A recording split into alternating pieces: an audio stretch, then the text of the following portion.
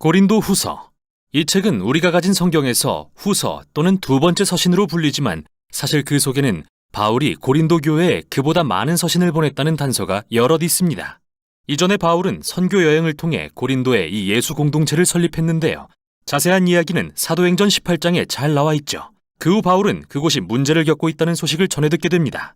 그래서 그는 문제들을 해결하기 위해 우리가 고린도 전서라 부르는 서신을 보냈는데 많은 교인이 그의 가르침을 거부하고 그의 권유에 반기를 들었던 것으로 보입니다. 고린도 후서에는 이 때문에 근심의 방문이라 불린 바울의 개인적인 방문 사실이 나옵니다.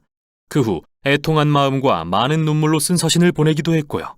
이 모든 노력 끝에 전체는 아니지만 대부분의 고린도 교인들이 자신들의 오만함을 깨닫고 바울에게 용서를 구했으며 그와 화해하기를 바랐죠. 이에 바울은 그의 사랑과 헌신을 확신시키기 위해 이 서신을 썼습니다. 이 서신은 크게 세 단락으로 나누어지며 각기 다른 주제를 다룹니다. 바울은 먼저 그와 고린도 교회 사이에 화해를 이룹니다. 8장과 9장에서는 미뤄지고 있는 구제 문제를 다룹니다. 그리고 마지막 단락에서는 여전히 그를 거부하는 일부 교인들을 향해 권면합니다. 자, 그럼 이제부터 자세히 살펴보죠.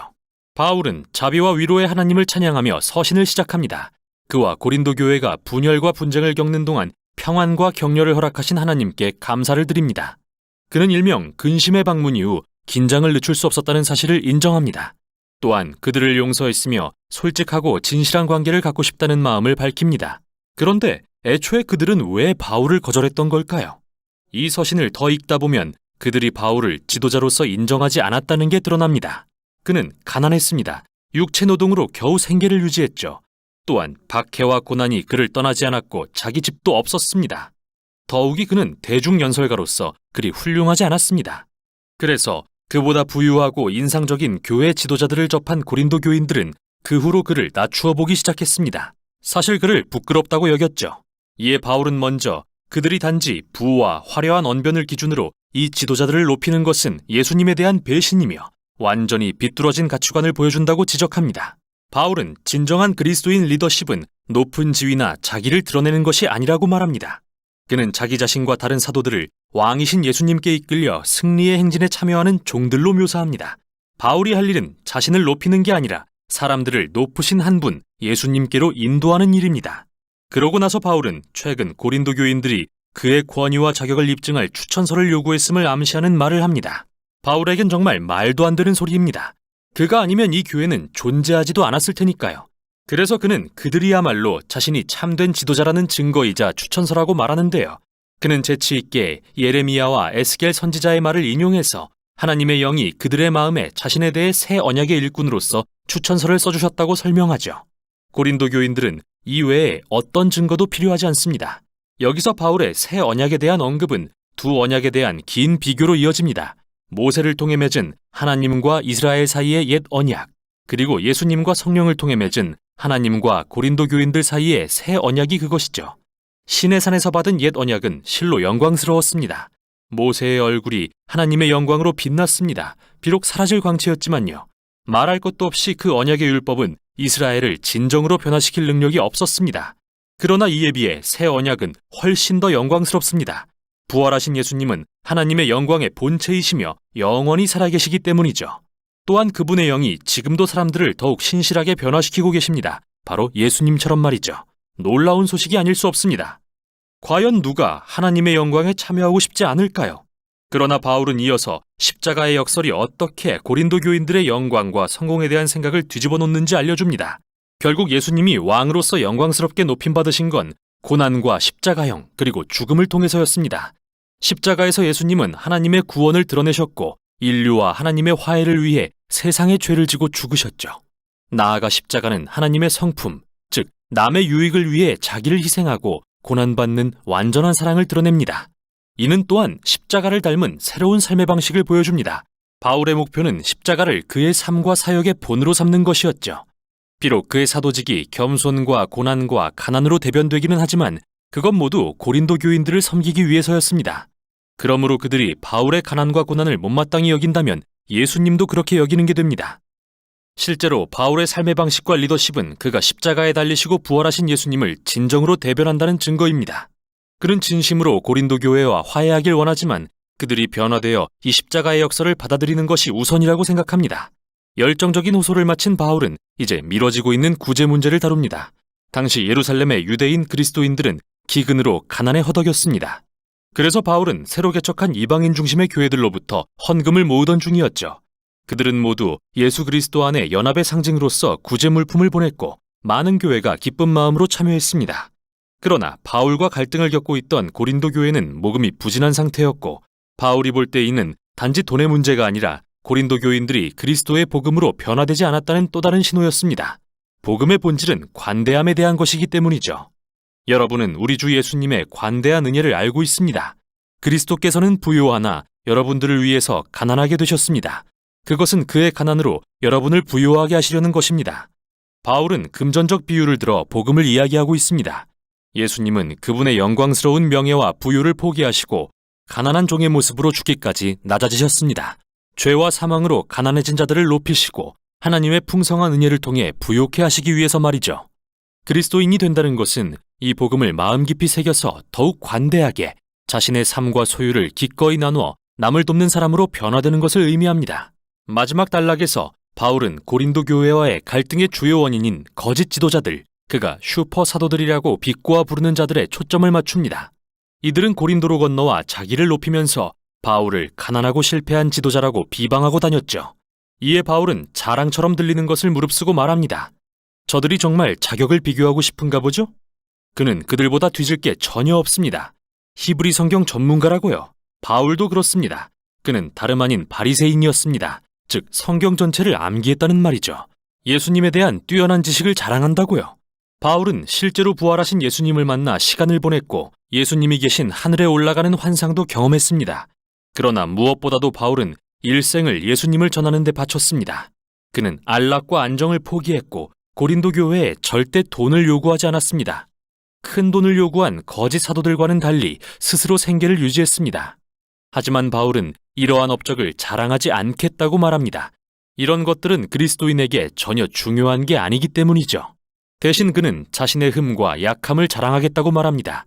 그의 부족함 가운데 예수님의 사랑과 자비가 발견되기 때문이죠. 예수님이 바울에게 내 은혜가 내게 족하다, 내 능력이 약한 데서 완전하게 된다 라고 하신 것처럼요. 바울은 고린도 교회를 향한 엄중한 경고로 서신을 마칩니다. 그들은 바울과 그의 삶의 방식을 무시하고 거짓 사도들을 사랑하는 자기 자신을 점검해야 합니다.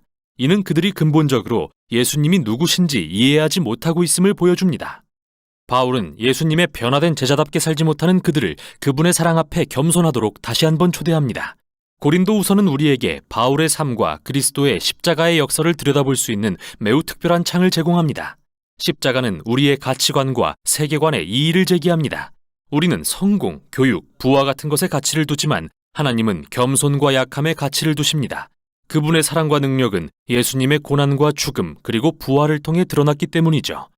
또한 십자가는 예수님의 제자들이 성령을 통해 능력을 받고 변화되어 그분의 십자가를 닮은 삶을 살 수 있도록 합니다. 이게 바로 고린도후서가 전하는 내용입니다.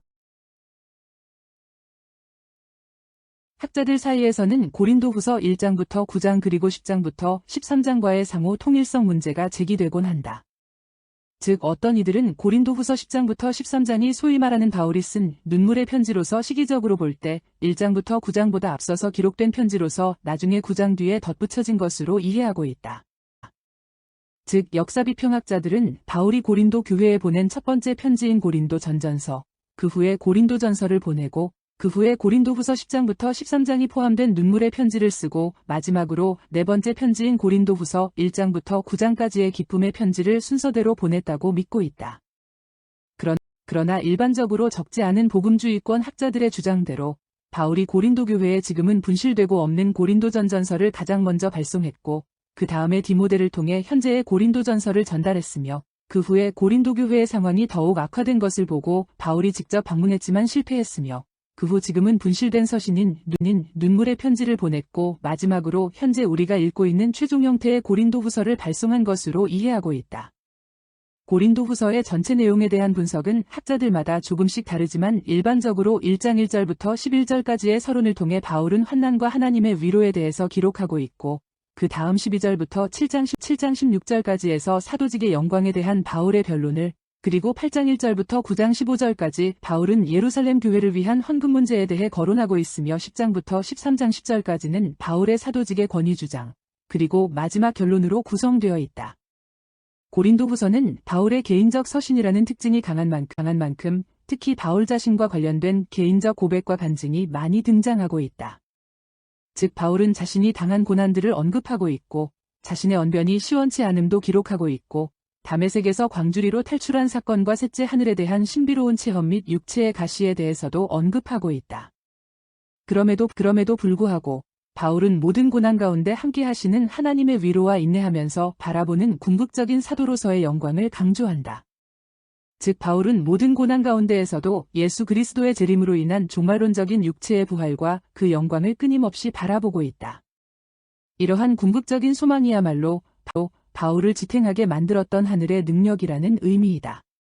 이런 바울의 모습을 보면 우리의 소망과 행복의 기준은 여전히 현세적이라는 느낌이 든다. 교회 안에서조차 예배가 끝나고 교인들끼리 커피 한 잔을 마시며 나누는 대화의 내용은 역시 세상에 관한 것들이다. 정치 이야기, 경제 이야기, 주식 이야기, 골프 이야기, 자녀들에 관한 고민 이야기 등등. 이런 이야기들이 전혀 가치가 없다는 그런 주장이 아니라 우리의 대화가 이런 것들에만 너무 국한되어 있다는 얘기이다. 신자들이 추구하는 행복의 개념이 결국은 풍복하고 부유한 생활, 여유 있는 현세에만 집착하게 되면 대다수의 신자들은 결국 절망만 하게 된다. 늘 우리가 경험하지만 이 땅의 것들은 우리의 영혼을 만족시켜주지 못하기 때문이다. 교회 공동체 안에서 미래적이고 종말론적인 소망에 관한 신앙적인 나눔이 너무나 부족하다는 것이다.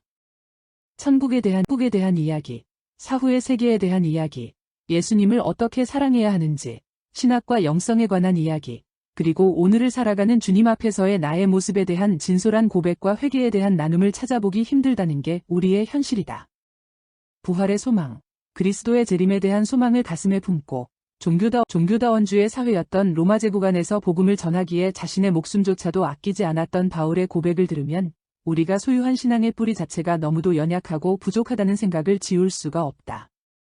이 밖에도 고린도후서에는 몇 가지의 중요한 주제들이 등장한다. 즉 바울은 그의 사도직의 기초로서 그리스도를 드러내고 있고 그리스도로부터 받은 복음을 통한 화해의 직분을 강조하고 있다.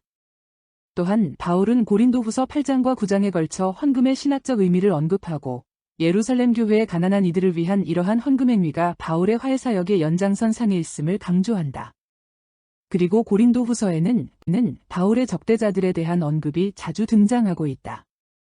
따라서 고린도후서를 통해 바울은 자신의 사도직을 적극적으로 변호하고 거짓 사도들에 대해 강도 깊게 비판하고 있다는 것을 알 수가 있다.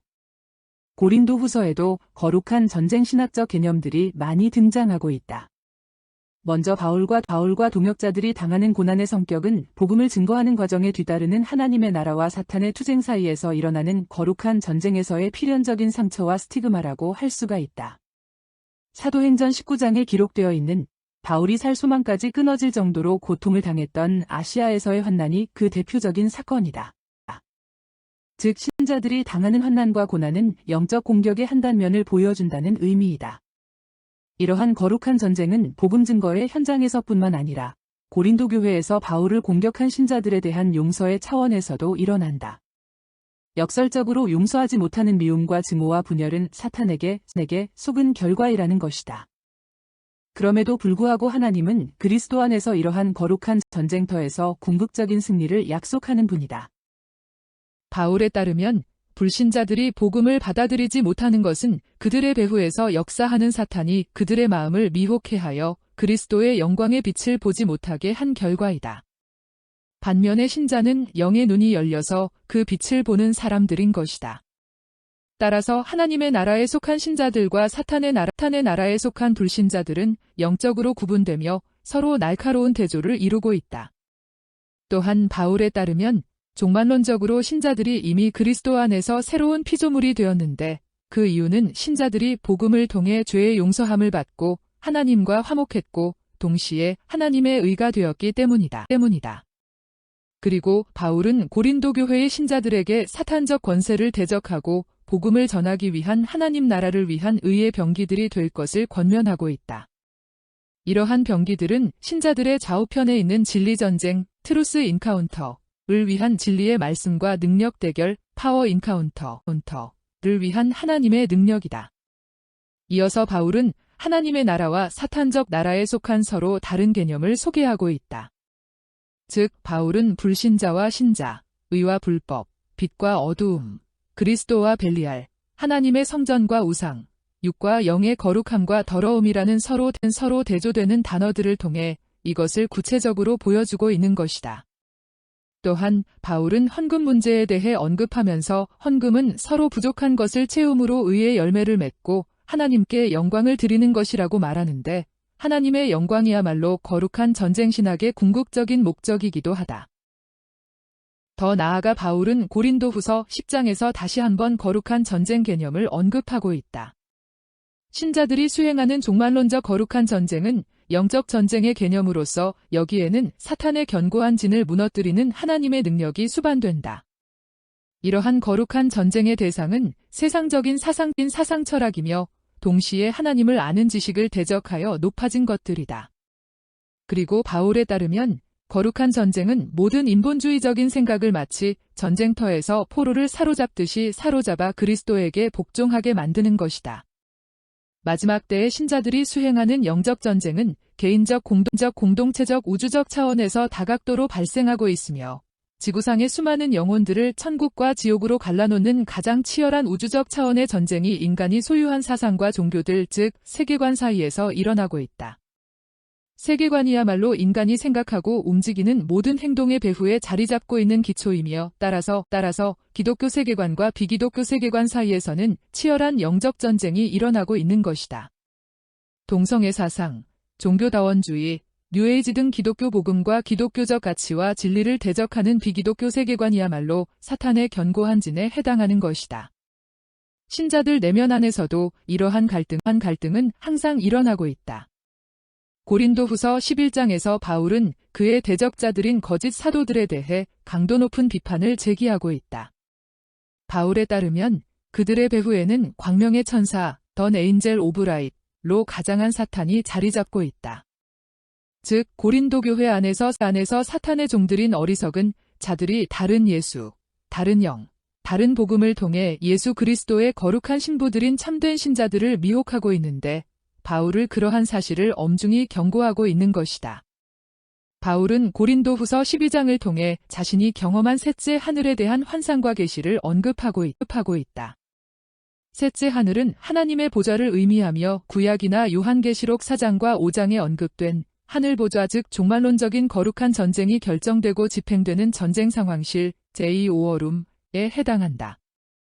하나님은 신비적 체험을 한 바울이 사탄적 속성 중의 하나인 교만함에 빠지지 않도록 그에게 육체의 가시 곧 사탄의 사자, A 메신저 오브 세이턴을 허락하셨는데 이러한 사실은 야훼 하나님이 사탄의 영역까지도 그분의 뜻과 섭리를 위해 다스리시고 사용하시는 우주적 왕이심을 드러낸다.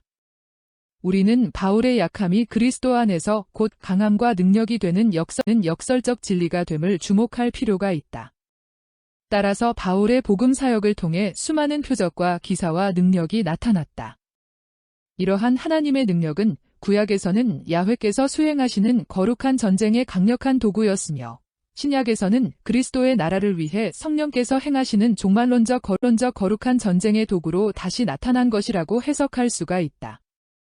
이와 같이 우리는 고린도 후서 안에도 성경 전체를 통해 나타나는 거룩한 전쟁 신학이 여전히 존재하고 있음을 확인할 수가 있는 것이다. 고린도 후서는 사도 바울의 개인 간증과 같다.